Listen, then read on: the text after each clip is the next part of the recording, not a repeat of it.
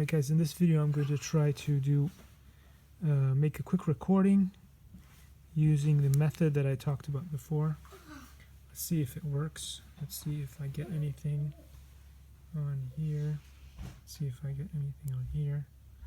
Alright, that's about 15 seconds. It should be done.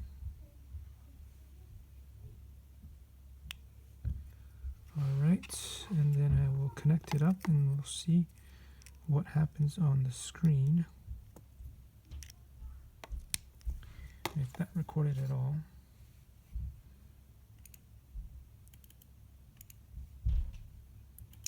Alright, I'm going to pop it up on the screen here to see if that recorded.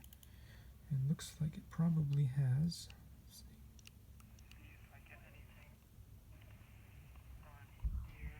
Alright, yeah, so what you see over there is what I was recording with the camera. It's quite decent. Alright, so thanks for watching, guys. Hope this helps.